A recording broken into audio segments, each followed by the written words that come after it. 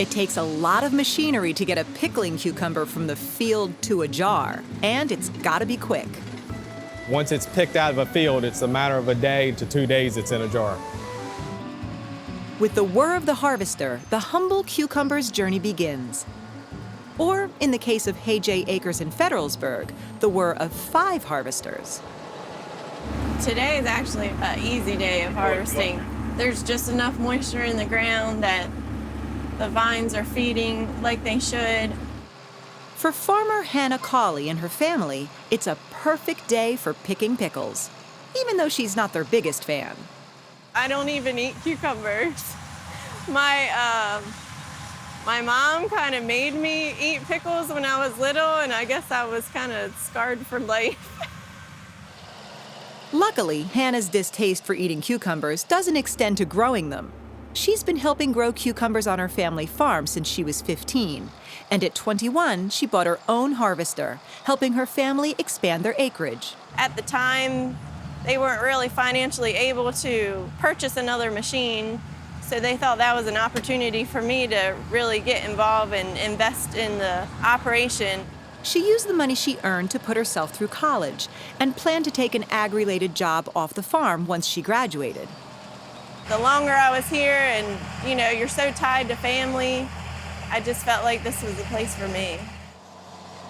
This year, Hannah and her family grew 1,300 acres of cucumbers.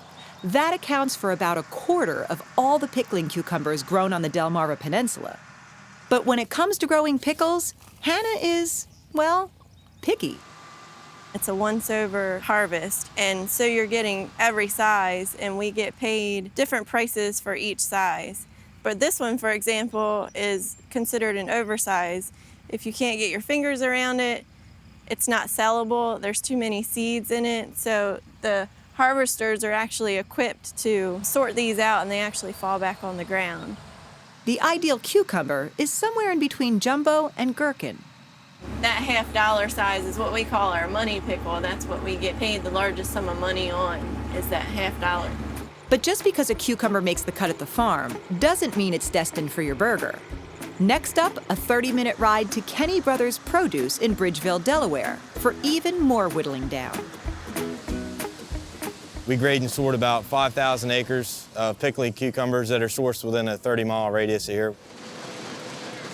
If a cucumber is too big, too small, or broken, it's consigned to a life as relish or compost by either man or machine, like this optical sorter. It scans the cucumbers, giving ones that are crooked, rotten, or broken the boot. Although sometimes the sorter needs a little help to know exactly what to reject. So one of the toughest things on a cucumber is the pale belly compared to broken cucumbers.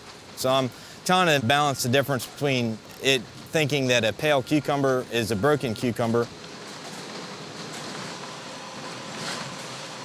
At the end of the conveyor belt, the cucumbers are sorted by size, and then it's back in a truck. The idea is when it arrives at the customer's location, they've got a product of a consistent size. When they open up the doors, it's free of defects. Some cucumbers go to Michigan, others to North Carolina, and around 150,000 bushels are delivered to B&G Foods in Hurlock. They go down inspection conveyors and get inspected out, and then they go through a blanching process, and then they either go through as whole or chipped up as in chips as we're running today. Next, the cucumbers are packed into jars filled with brine, capped and heated to prevent spoilage. And after a brief stop at the labeler, it's time to pack up these pecks of pickles. The next stop is the grocery store, where consumers can buy a snack born and brined right here in Maryland.